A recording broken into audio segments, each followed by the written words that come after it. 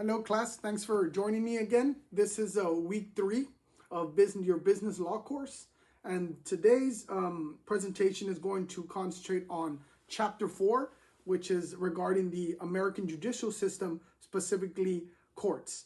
Now this PowerPoint presentation, you can follow along with me. It's posted on Blackboard. However, I also recommend that you read chapter 4 of the book of the assigned reading prior to seeing this video. I think once you read chapter 4 and then you see the video, I think everything would just make more sense, and we'll be able, it's a lot more knowledgeable when you do that.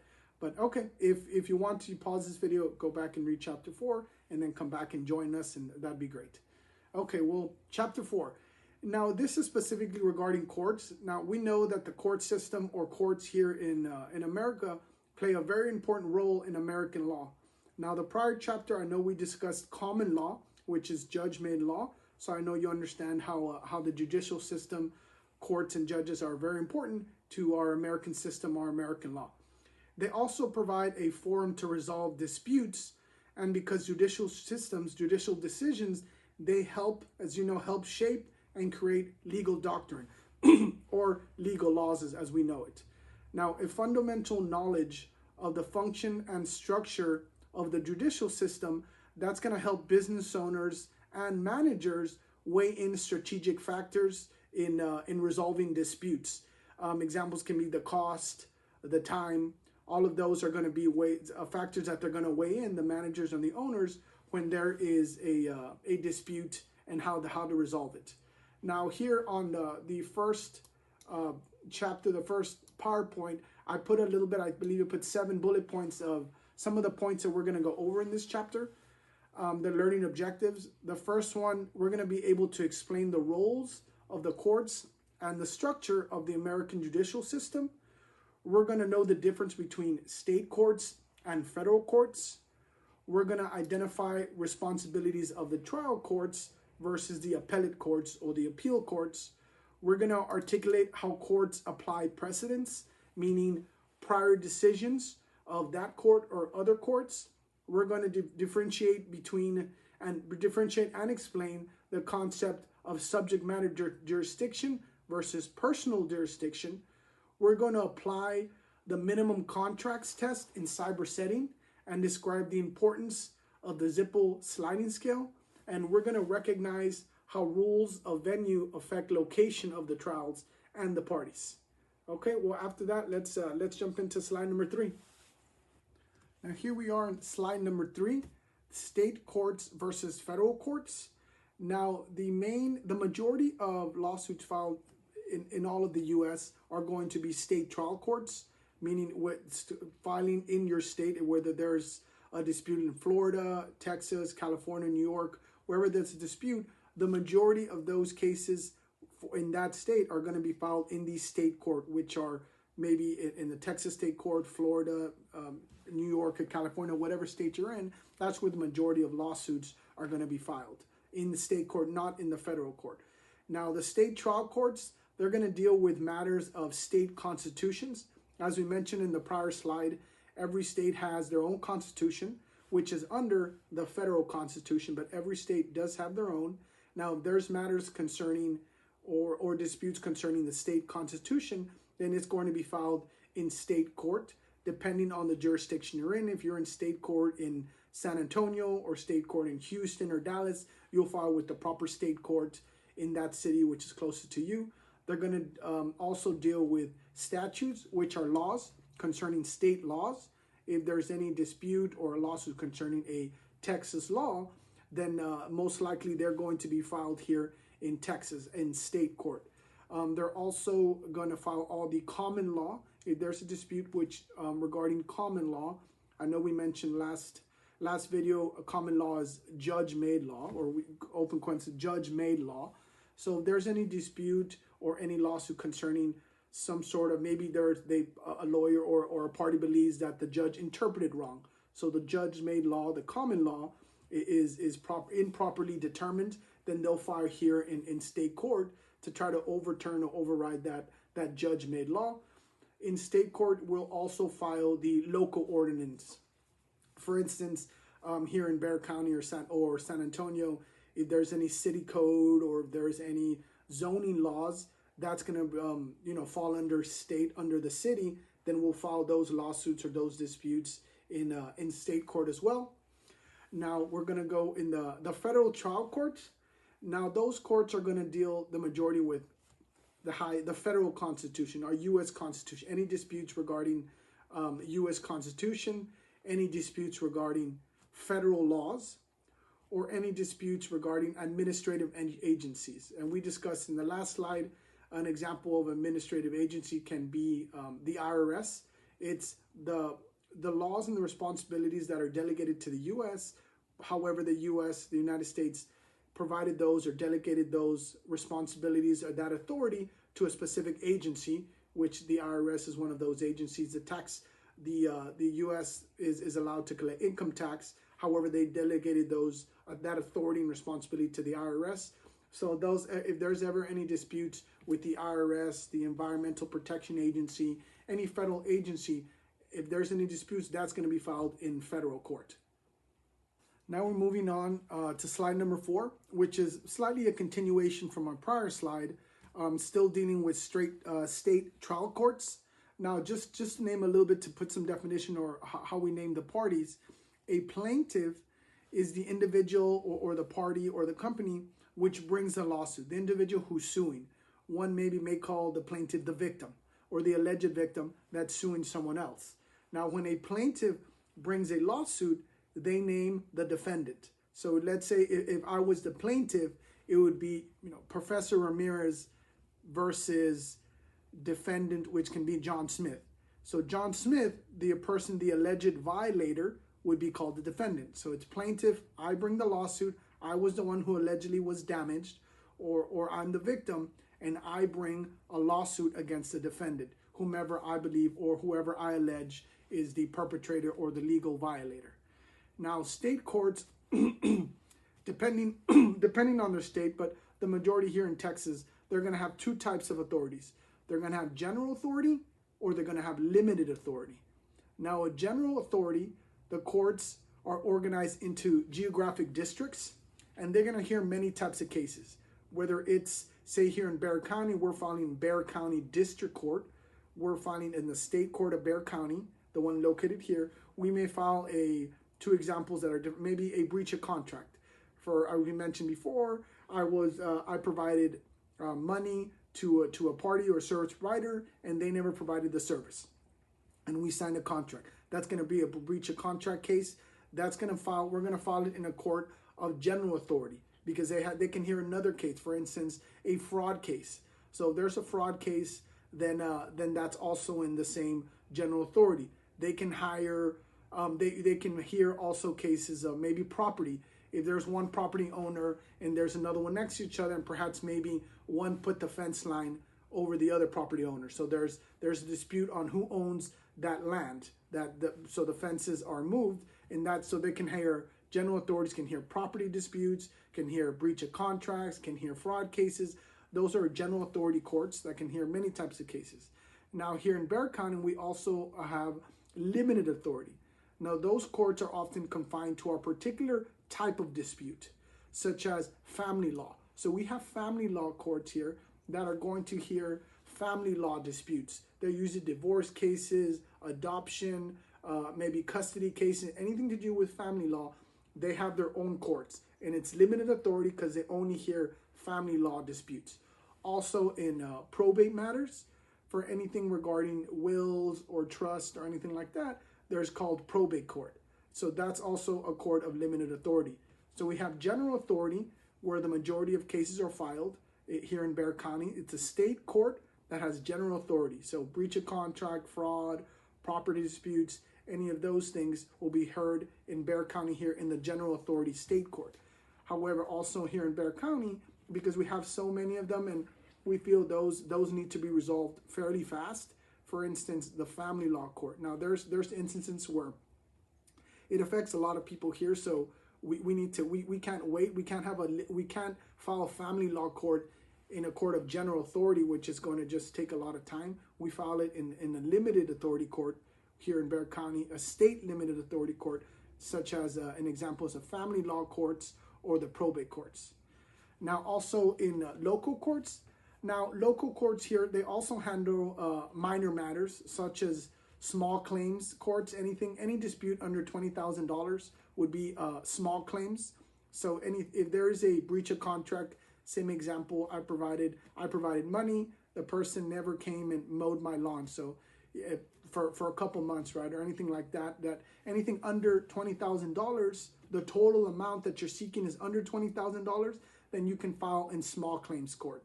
There's also ordinance violations for maybe disputes. You didn't cut your lawn and they gave you a violation. And anything small things like that, you can also file in the local courts, which are generally called the small claims courts. Okay, let's go on the next slide. Now we're discussing slide number 5, still staying with state courts, but now we're specifically going into state appellate courts. Now, the appellate court is going to come in after the trial court, which is the first state courts we were just discussing. After they've already rendered a decision, then the parties, which we discussed, the plaintiff, whoever brings a case, or the defendant who was defending themselves, any of those two individuals or two parties, if they believe, the outcome was not just or was a wrong outcome, then they have the right to file an appeal to say, we want to go from the state court to the state appellate court to go higher. Now, the appellate courts, their primary concern with reviewing the decision of the trial courts. So when you file in the appellate court, they're going to review all the procedures, all the evidence that everything was done correctly in the state trial courts. Now, in some states, to appeal and the right to be heard in the appellate court, basically, if the decision wasn't done, you're going to appeal. If they have the right, those judges, to hear your case or not. So you have the right to appeal. However, the courts have a right if they want to hear your case or not. It's at their discretion.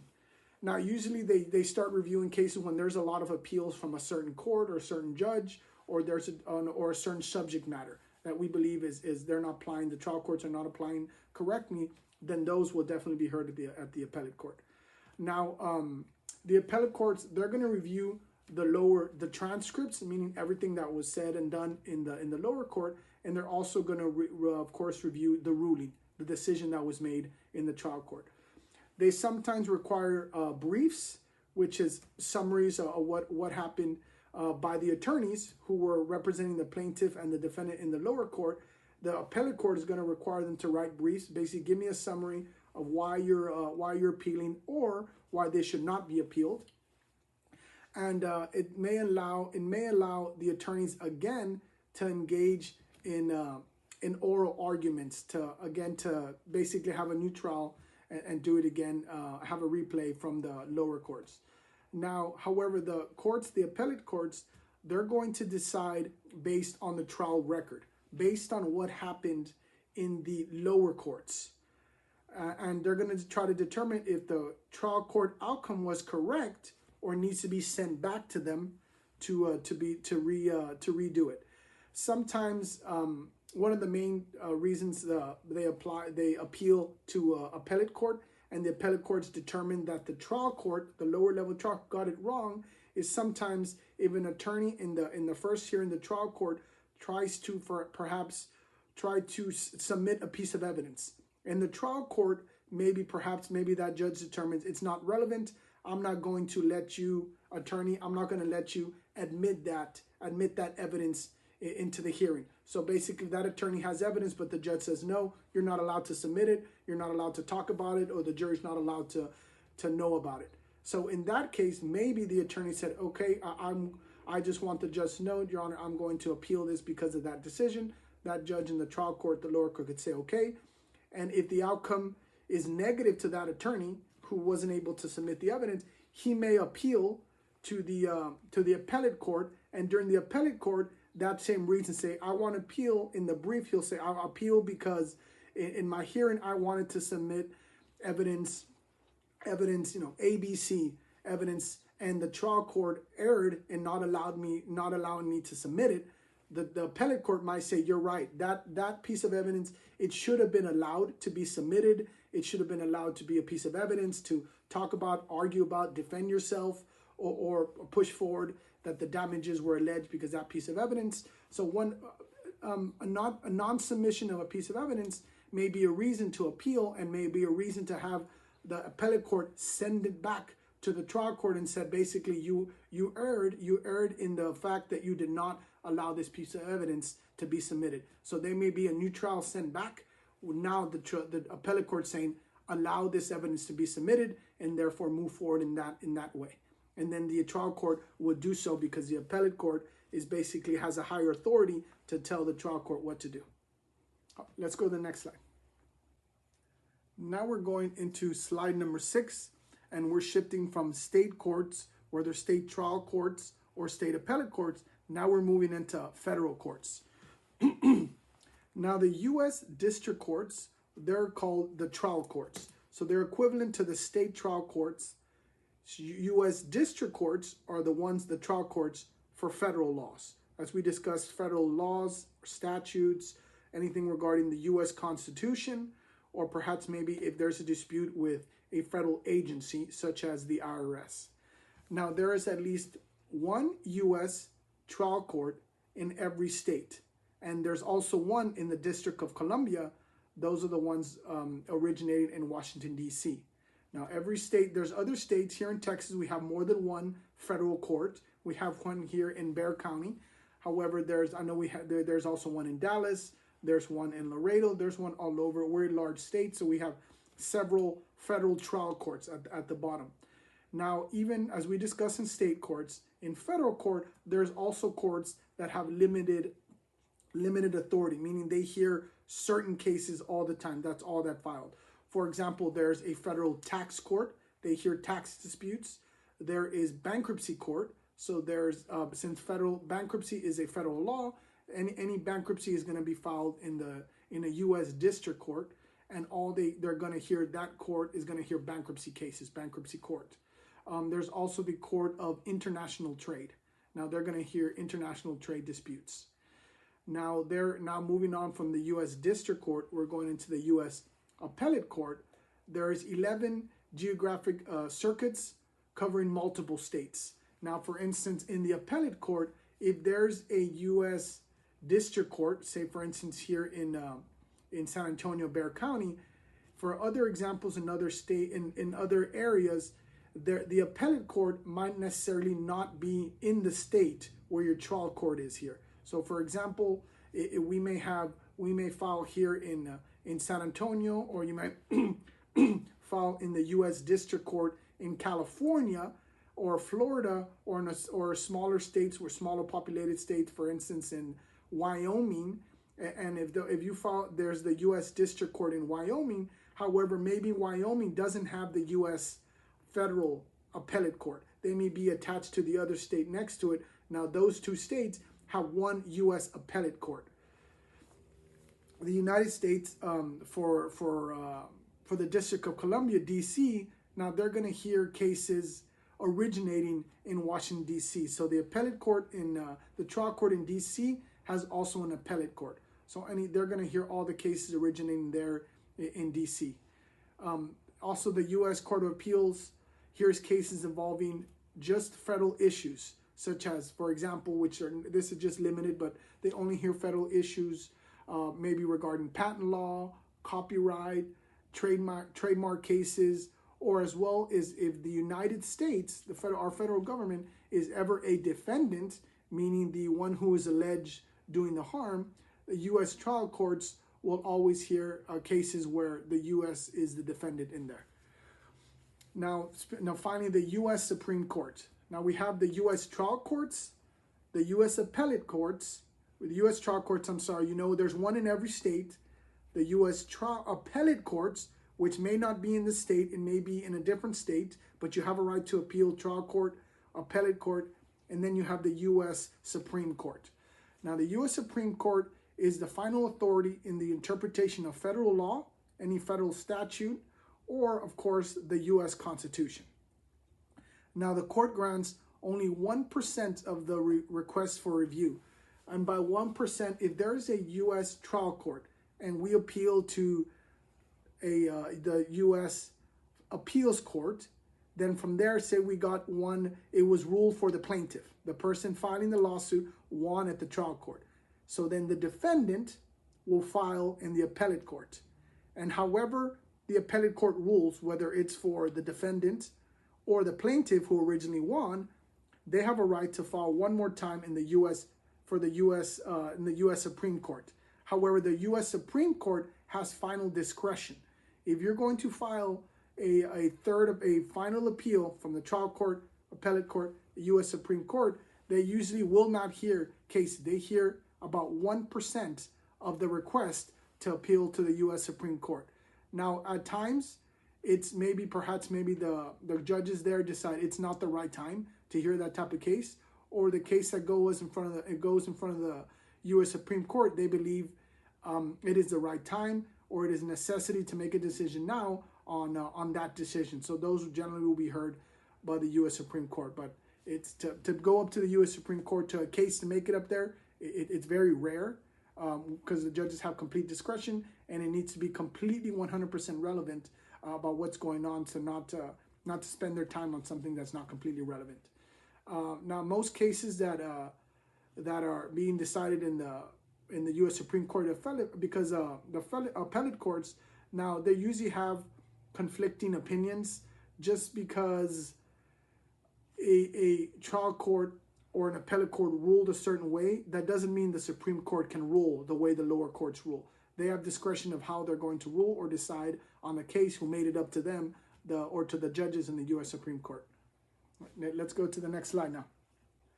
Now here we have slide number 7. Here's the 11 geographic circuits covering multiple states, or a map covering them. Here you see the 11 circuits. As you can see, Texas, any appeal file, any federal appeal, from the federal trial courts, if you appeal a decision of the federal trial courts, then you're going to appeal to the 5th Circuit, as you can see there, number 5.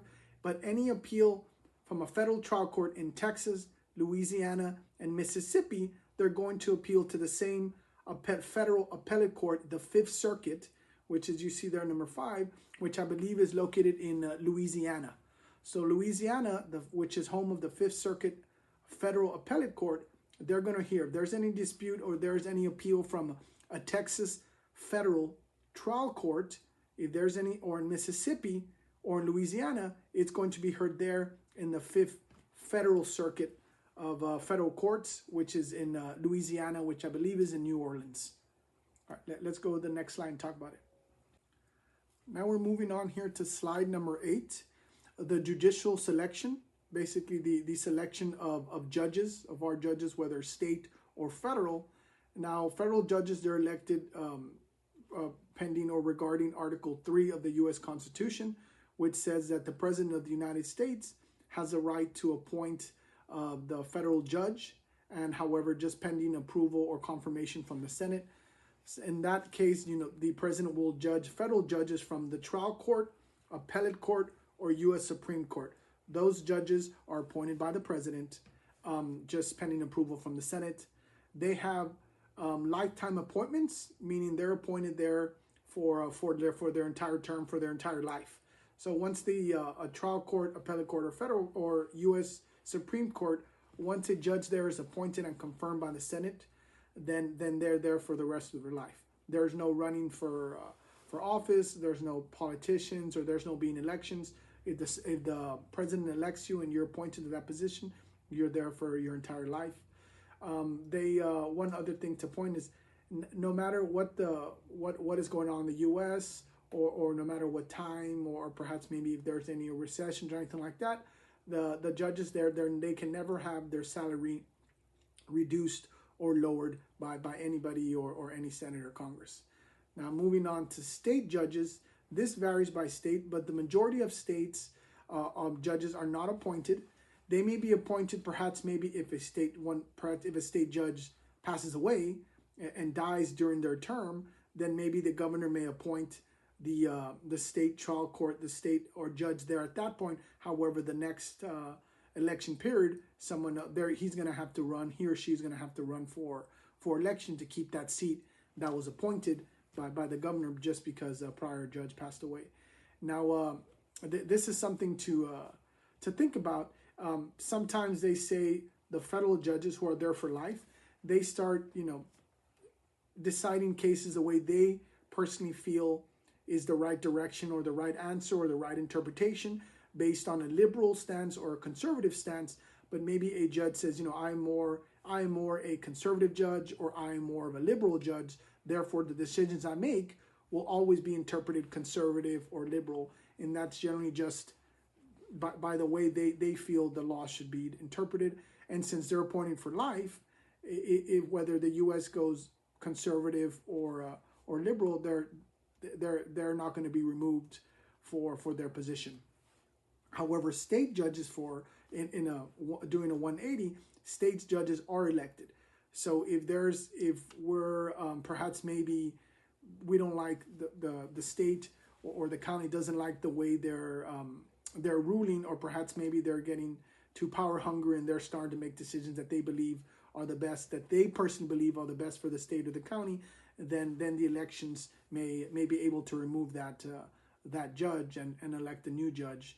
But however, also in states, because every time there's new judges or during the elections, contributions to that judge's campaign can make a big difference. If anybody's donating a large amount to that judge's campaign, then if there's any hearings or any lawsuits against that person who donates a lot of money, then it can perhaps maybe swing a judge a certain way, or he may have to recuse himself or step off the bench to not hear certain cases from donors. But that's something that the state judges wrestle with, which the federal judges do not, because they're appointed for life.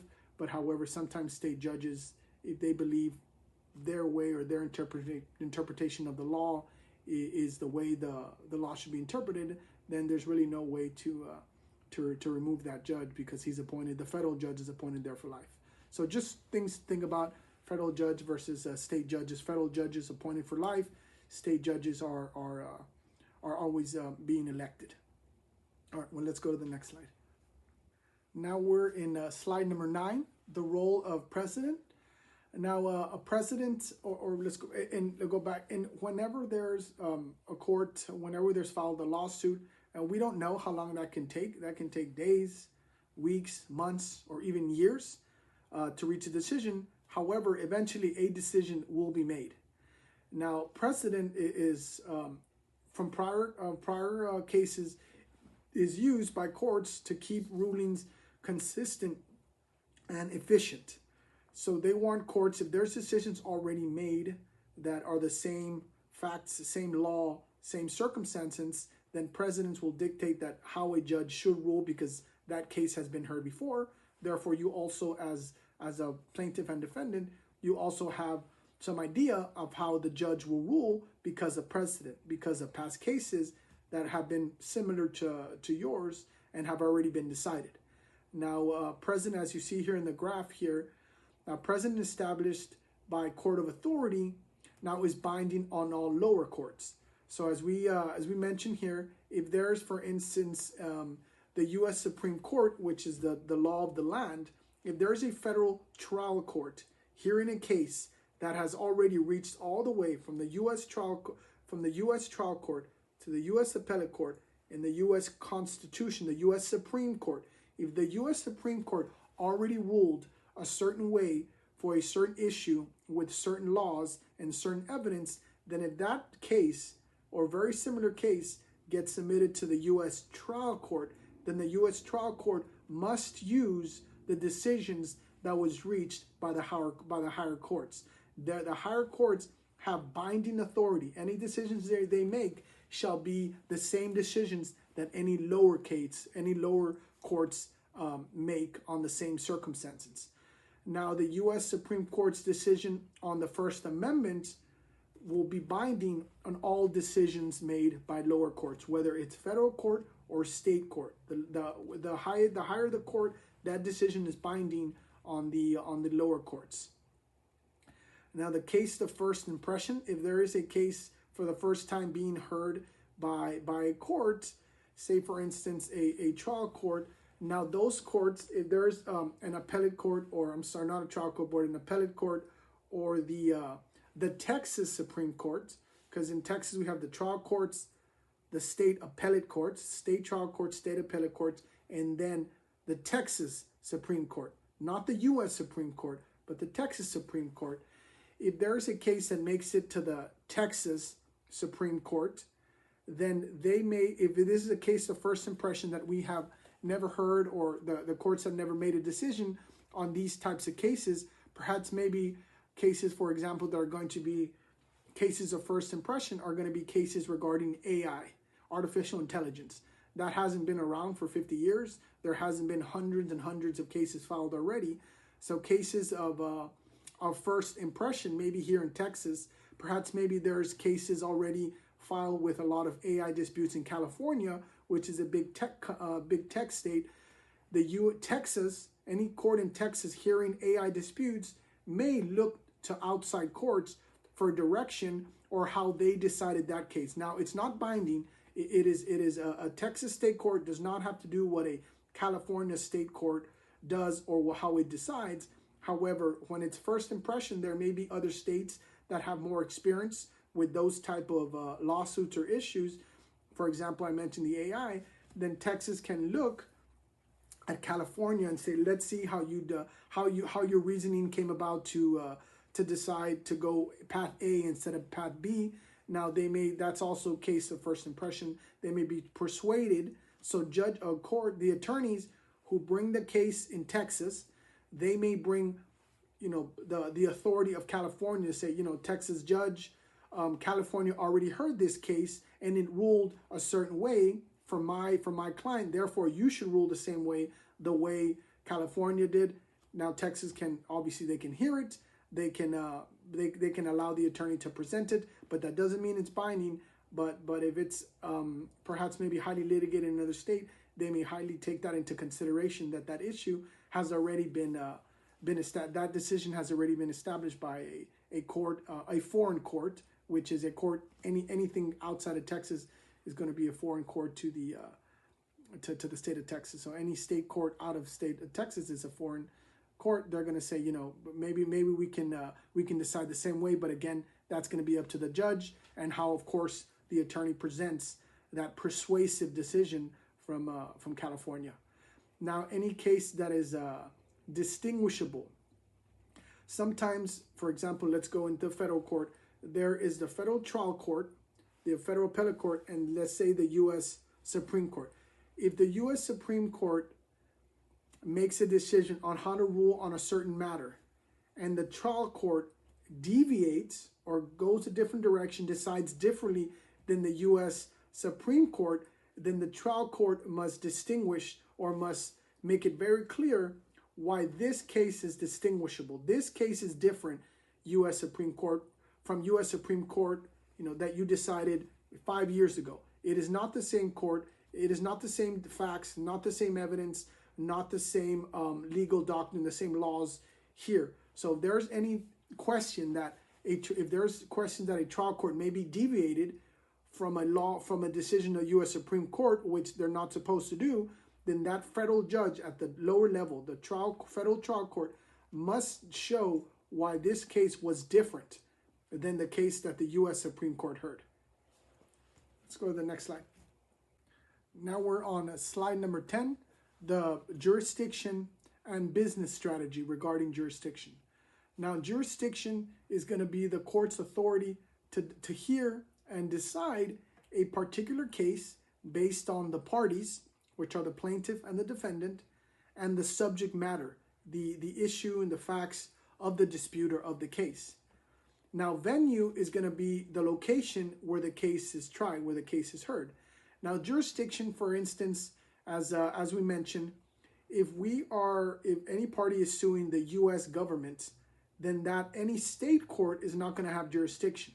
Because we mentioned earlier, if you're suing the U.S. government, then that you need to file as a plaintiff. If you're suing the U.S. government, you need to file in U.S. federal court, because the state courts do not have jurisdiction to hear disputes against the federal government.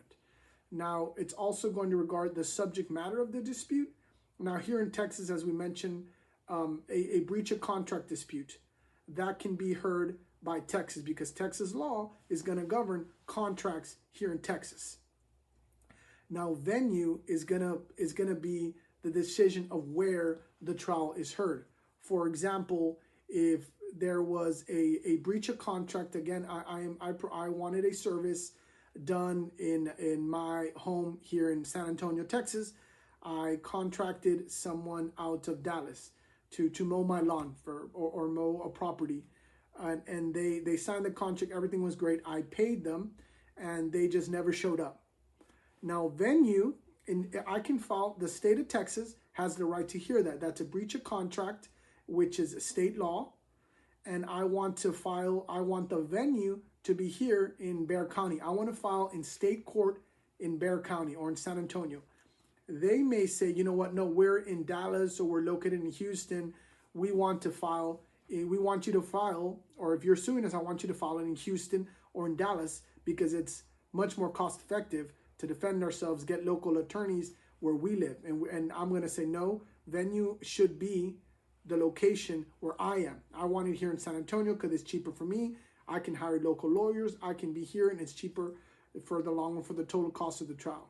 Now, businesses, they're going to need to consider what courts have jurisdictions and where a case could be tried, because the location of the trial, the venue, whether it's here in San Antonio or in Dallas or Houston, it may impact, of course, the cost of the trial. Of course, any party wants it closer to them because that's going to be direct cost. And perhaps maybe the receptiveness of a judge or a jury to hear or to understand the arguments. For example, one thing I can give, if Austin has a large tech community compared to other cities in Texas, if there is a business that provides some sort of tech service or IT service, and they have a very technical defense, or a defense that's very, for the lack of better terms, very techie. So they want the jury to understand their defense, which is very techie. And they say, you know, Austin has more receptiveness. They have more of understanding of the technology. Then we want the case filed in Austin, because the jury and the judges have more of a tech background, or more likely to have one. So they will more likely be favorable in our defense, which is perhaps maybe a little complicated to explain, very techie. So we want it filed in a techie location like Austin, as opposed to somewhere in West Texas, a big oil and gas field, which is not, I'm guessing, not as many cases filed regarding tech things as it would be in Austin, as several tech companies are in Austin.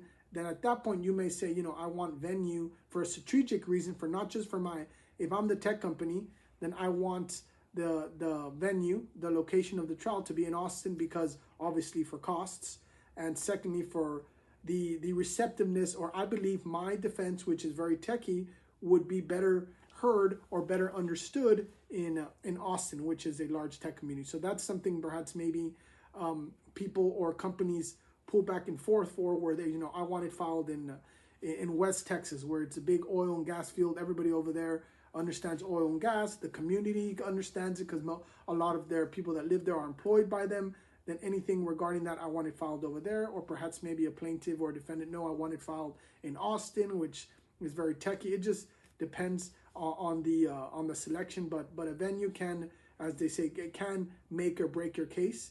And there's attorneys who will fight months and years just to select the venue, just to select where to file the lawsuit. Let's go to the next slide. Now we're going to go into slide number 11, categories of jurisdiction. Now, if you remember from the previous slide, jurisdiction is the court's authority to hear and decide a case based on two things: based on who the parties are, who the plaintiff and the defendant are. Do they have the right to decide a decision or a case based on who those two parties are? And second, the subject matter, the law of the dispute.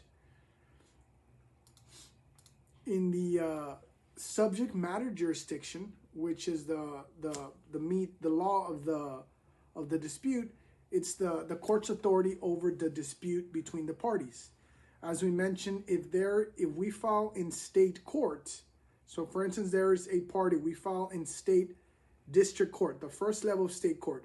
It may be two people fighting over a certain item, but there may be one San Antonian or one person from San Antonio fighting against another person in San Antonio. So when you file in state court, they have personal jurisdiction, meaning those two parties are the right people to be filing. However, if one person is violating that, stating that another person violated his First Amendment right in the U.S. Constitution, then that court has personal jurisdiction over those two parties, but does not have subject matter jurisdiction. The state court is not allowed to make decisions on how to interpret the First Amendment of the U.S. Constitution. That is for the federal court. The federal court the federal court's subject matter jurisdiction, which is the issue of the law, that is going to rise from a federal question or the U.S. Constitution. Now, I know this can be some confusing for some students. I've been told before, and because it is. I remember we learned this a lot in law school, and we hammered down this perhaps maybe sometimes 3 or 4 classes just on subject matter jurisdiction and personal jurisdiction. But just remember, I always try to remember, jurisdiction is the court's authority to hear and decide a case based on the two people in front of them, the plaintiff and the defendant, and what they're arguing about, the subject matter. They may, for instance, if there's one person from San Antonio arguing another person from San Antonio, then the court here in state court can say, yeah, there's personal jurisdiction because those two people are here from my county. But however, then the second, they say, I have personal. Now, second, I want to see, what are they arguing about? Oh, these two people that have a right to be here are arguing about the First Amendment. Then the court said, okay, I have personal jurisdiction over them, but I don't have jurisdiction, the right to hear what they're disputing about, the subject matter.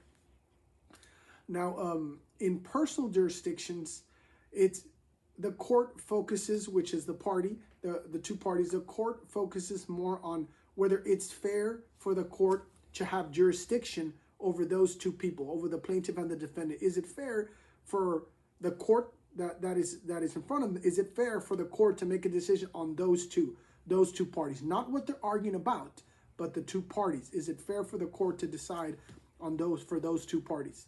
Now, the analysis focus on the conditions of the controversy and, of course, the acts of the defendant. Now, however, out-of-state defendants, it's called the long arm statute, which can say, just think it's the long arm. It's typically if we're filing here in Bexar County in San Antonio and we're suing someone from Florida, does their long arm statute, do they have a right to bring that person to you? Your trial is going to be heard here in San Antonio. I'm bringing you, Florida company, I'm bringing you here before me in San Antonio. And that's usually for a defendant that's out of the state. It's going to have several factors.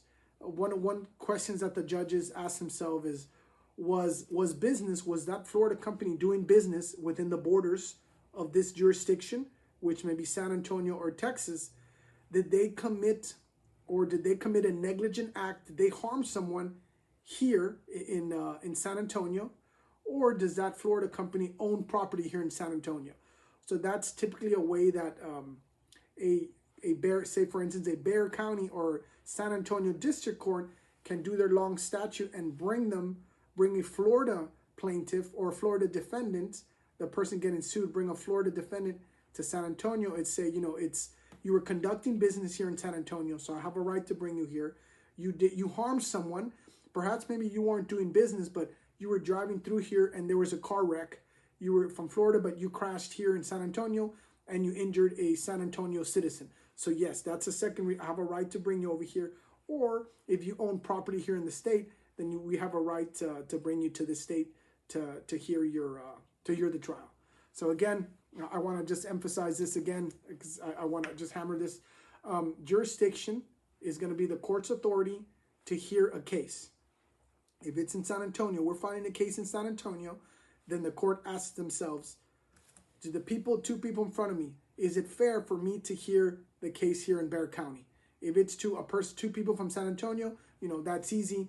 If it's a person from San Antonio suing a person from Florida, then the court's going to ask themselves, is it fair for me to require the Florida person to come here?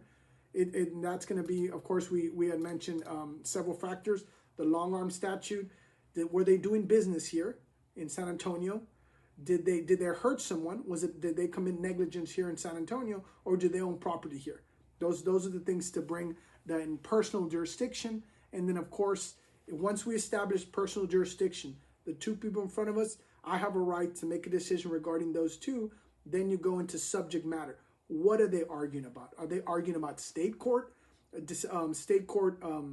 laws with perhaps maybe property, something to do with property damage, or are they arguing about a breach of contract? Then the state can say, okay, I have the right, I have the two parties, I have personal jurisdiction over them, and I also have jurisdiction over what they're arguing.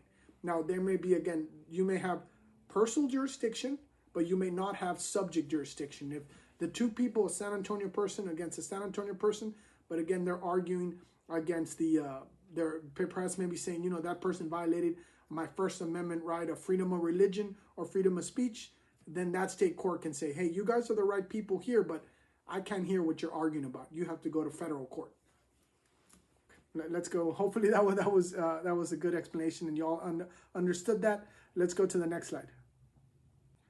Now we're going to go into slide number 12, which is continuing or digging a little deeper on the court's tests over personal jurisdiction, which is one of their not subject matter jurisdiction, which deals with the law of a certain issue, but subject matter jurisdiction, which regulates the parties in front of them. Does the court have the right, the authority to bind the parties in the lawsuit here in that state or county? One of the tests is the minimum contacts tests that the court can use. And that states, does the defendant, does the person being sued, do they have minimum contacts with that state? Perhaps maybe a lot of their customers, they're maybe a Florida company that ships several products and makes something, and they ship several products to people here in San Antonio. If during the year they ship 200 different clients, San Antonio clients buying products from the Florida company, a judge can say, you have minimum contacts here, minimum clients. Therefore, you have a right to be sued here in San Antonio because you have 200 clients here in San Antonio. Now, also piggybacking off that is with that same one, the minimum contacts test is going to state, has the defendant purposely availed himself or herself by some affirmative act directed to that specific states. Now, if the minimum contact, you have clients and maybe you ship one product, but you purposely availed yourself, you have several clients and you purposely shipped several products to them. They purposely paid you. They paid you from Texas and you shipped 200 products, 200 different clients every month. Then you can't say you didn't know. You purposely availed yourself. You made yourself open because of the business you were doing here in Texas with several clients. Second one is maybe an injurious effect. And that's, is it reasonably foreseeable that the defendant's actions, the ones being sued, is it foreseeable that their actions would have an injurious effect on the residents of the court's state? For example, if there is a news tabloid or a newspaper that writes several negative things about an individual in California, that it hurt their reputation. If there may be an actress or an actor in California, and in Florida they wrote a big article that was, whether it's true or not, but they wrote it in a very defamatory way that harmed that actress a lot. Perhaps maybe they exaggerated. They just wanted to sell newspapers, so they exaggerated the truth, sold a lot of newspapers, put perhaps maybe fake photos or something like that, but it severely damaged the reputation of that individual in California, who is in California. That Florida company may be subject to the jurisdiction, the personal jurisdiction of California, because it was reasonably foreseeable that Florida company, when they wrote that article, it was reasonably foreseeable that that article would damage or would severely hurt that person in California. So California may have that personal jurisdiction, long arm statute, to bring that person to Florida and say, we have a right to try you here in Florida because you should have known your acts were going to injure someone, a citizen in California. So they'll bring that Florida company to California. Now the physical presence test, I believe maybe a little bit easier also. It's do they have an office here or an agent or personnel? For example, do they have a sales team here in the state that creates that personal jurisdiction? It may be a New York company, but they have a representatives here, their sales team or their call center here in Texas. That's enough to say you have a physical presence. Your company has a physical presence here in this state. Therefore, you meet the physical test, the physical presence test. So we have a right, the long arm statute, to bring you from New York here to Texas because you have a physical presence here. You have your sales team, or you have perhaps maybe a call center and things like that. So they'll bring you in. Now, the fourth one is the voluntarily. Now, the parties may agree to litigate in a particular court, for example, a forum selection clause in their contract. Now, an example of this can be an insurance company. We know that an insurance company can be headquartered in California or Utah or New York, but they have several customers, generally throughout the state. Throughout the country. They also have several representatives or insurance agents throughout the country in several states. However, in order to sell you the policy, the insurance policy, the insurance company may say, we want, if there's any dispute on the policy, perhaps maybe you filed a claim and we denied you, and you want to file suit for wrongful denial, we agree already in paper before I issue the policy that any dispute will be filed in the headquarters or the state where they're headquartered in, specifically in the county. Perhaps maybe if they're a Utah company in Salt Lake City, they're going to say any disputes for the insurance or against the insurance company regarding the policy will be filed in Salt Lake City, Utah. And that's something that I was already agreed to, even though they can meet other tests. They can meet the minimum contacts. Say they sell 100 policies to people in Florida. They have physical sales people in Florida, and if they deny insurance to all those people in Florida, well, they could say, well, you knew that it would be injurious effect on me. You have the physical presence. You also meet the minimum contacts, those three. However, the insurance company say, we may meet all those three tests, but the fourth one, the voluntarily, you agreed when you signed your insurance policy that if there's any disputes or you want to sue me, any disputes will be filed in Salt Lake City where I'm headquartered. That's voluntarily, and that's usually already in the policy. Any dispute will be filed where they choose or where the parties already agreed to. Well, let's go to the next slide. Now we're in slide 13, which is going to deal with the ZIPL standard, which discusses the minimum contacts, jurisdiction having minimum contacts, and the internet. Now I'm going to read this off the book. I thought it was a good explanation. This is on page 93, the ZIPL standard. In 1997, a federal district court in Pennsylvania generated the first comprehensive scheme, or the first test for testing the minimum contacts analysis of personal jurisdiction. Now, they created a test on personal jurisdiction should the court have the right, the long-on statute, to bring that company to the state where the lawsuit is being held based on one party. So based on the plaintiffs, based on the person suing, based on their use of the internet, do they have a right basically to sue that internet company and bring it to that state where that individual is using that website or that internet. Now, the ZIPL standard, which is created, is not a decision. It's a test or a standard that has a legal frameworks to be used by trial courts or by courts to determining personal jurisdiction when one party is saying that the internet company met the minimum contact standard of personal jurisdiction. Now, here I summarize the three tests here on the slide, on slide 13.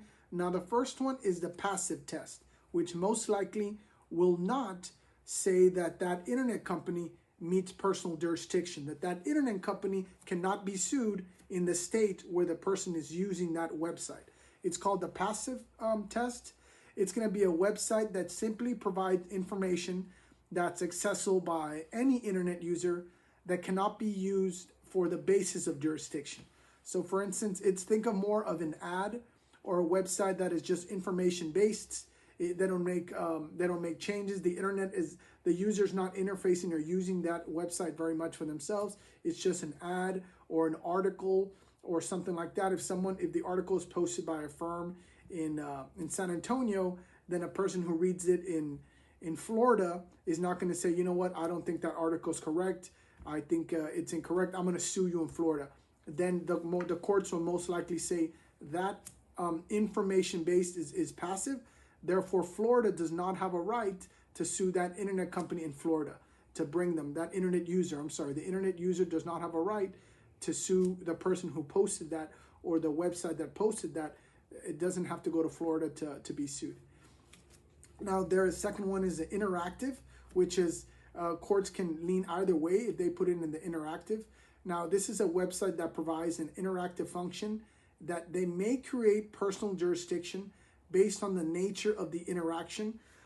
Things that they're going to consider highly is the commercial standard. Now, if there's a website that offers information, but perhaps maybe is commercial based, there's a lot of customers or users that are buying products from that web. It's information based, but then maybe we're buying several books. I like the article you read. I want to purchase other articles like this, and they enter information. They pay online, and there are several users paying for that ad or paying for more articles in Florida. Then maybe that Texas company who's posting those articles and selling them may be subject to personal jurisdiction in Florida for that internet user or website user is located. Now, the third one is the business model. Now, this one the courts consider is the business where the use of the website is a very important part of the business model. And that website is used to accomplish commercial transactions in the state where the internet user is using. Some examples are perhaps maybe Amazon, where I'm assuming a lot of the purchases, or you all know how to use Amazon, that you go on the website, you're located here in San Antonio physically and buying several products on Amazon. And it's very important. Amazon sells obviously a lot, I'm not sure if all of it, but everything through their website. But they know that website is a very important part of Amazon, and they know that the individuals using are going to be in all 50 states. So they're most likely going to have, any user is going to be able to sue Amazon in their state, because Amazon knows that the website is not just information based, it's very interactive and it's very commercialized, meaning Amazon makes a lot of money on that website in all 50 states. So they'll be sued on those 50 states. Another example can be Netflix. Netflix sells several subscriptions to most likely everybody, all 50 states. Therefore, all 50 states can have personal jurisdiction for Amazon or Netflix, because their membership, their purchasing, their selections, they purchase videos, everything through their website. So it's going to be heavily concentrated in wherever those users are. So therefore, those users or those states are going to say, we have personal jurisdiction over Amazon or Netflix. For instance, if there's a breach of contract, a member or a client of Amazon or Netflix is saying, there's a breach of contract, I'm going to sue you in my state, then most likely Netflix or Amazon will be subject to that long arm statute and bring them to the state where their client is. Now, just because they have personal jurisdiction doesn't mean that state can hear subject matter. So if it's a breach of contract against Amazon, they'll have personal jurisdiction. They'll have the right to bring Amazon. Once there, the court will say, what are you guys arguing about? A breach of contract? Okay. Check personal jurisdiction, checked. Now you're arguing about breach of contract? Okay, subject matter jurisdiction. We have a right to proceed. But if perhaps maybe you want to sue Amazon in your state, then the long arm statute will bring Amazon. Amazon they'll have personal jurisdiction, check. However, if you're arguing the First Amendment, freedom of speech was violated by Amazon, then the courts will say, I have personal jurisdiction over you too, because I brought Amazon over here with the long arm statute. but I do not have subject matter jurisdiction because now you're arguing a federal law. You're going to need to move this to federal court. Let's go to the next slide now. Now we're here on slide 14, which is still on the minimum context test to establish personal jurisdiction. Here is the Zippo sliding test scale. Again, we discussed the first one was the passive, and we can think of that as being more of a billboard, just information based. It's not necessarily interacting with the user or the internet based user. It's not necessarily getting paid for anything. It's just posting information, which there's no money exchange. So that's generally going to fall into the passive, which holds that there is no personal jurisdiction. The minimum context test to establish personal jurisdiction has not been met. So that internet person who, or the website who posted that information will not be sued in the state where the person is reading that information. The long-arm statute will not get that company and bring them to the website user's home state. Now, the second one is the interactive. Now, that's going to depend on a case-by-case basis. They're going to say, how interactive was that website? How much money did that website generate by that internet user in, for instance, in Florida? That Texas company who did that, did they make several commercial transactions? Did they know, are they basically making money from the individuals in the state of Florida? I mean, maybe one or two transactions. I don't think that's going to meet the standard of Florida having the long-arm statute and bringing them to Florida. However, that is going to be a case-by-case basis. Perhaps maybe the type of interaction that they're having. If they're just a Texas company is just posting things for people in Florida and just making it available for Florida, taking calls from individuals in Florida, they may say that's a lot of interaction with the citizens of Florida. You may meet that personal jurisdiction, and Florida has a right to take you. However, that's going to be a case-by-case basis. And then, of course, the business model. We just discussed Amazon, how Amazon knows that their website is it's a very important piece of their business model, and they know that there are several commercial transactions, a lot of money being paid through their website for certain products to be shipped there, and they know we have thousands of people from Florida buying products on Amazon. Then I think that's an easy case to say for a judge to say, Florida or those people using your website in Florida have a right to have to bring the long-arm statute and sue you in Florida. All right, let's go to the next slide. Okay, we're almost done. We're here on slide 15, venue. Now, two or more courts will sometimes have jurisdiction over the same matter. So if there is a person, the subject matter is just a breach of contract here in Texas, and one party is from Austin and another party is from San Antonio, then the Austin State Court and the San Antonio State Courts will they both have jurisdiction over the parties and the subject matter that's being argued. So they have personal jurisdiction and subject matter jurisdiction. However, venue is the legal concept that's going to define where is the most appropriate location for the trial. And now attorneys, they attempt to move trials to venues that they believe are more favorable for their clients or not favorable to the other party's lawsuits. Now I want to read something from the chapter here on page 97. Now typically state statutes, they provide that a venue in civil cases is going to be where the defendant resides or is headquartered. While in a criminal case, the venue is ordinarily where the crime is committed. So in a criminal case where the crime is committed, that's usually where a venue is proper. However, if a crime is a very high profile case, a defense attorney meaning the one who's defending the person, the wrongdoer, then they may ask for a change of venue, even though that venue is the most appropriate one, because perhaps maybe he did the crime or the alleged crime, and the victim, the person who was injured, was also from that city. That defense attorney may want to change the venue, the location of the trial, to help select the jury perhaps maybe outside of that area, under the theory that an out of case, an out of jury, out of the county or out of the city jury may perhaps maybe more fair to the outcome.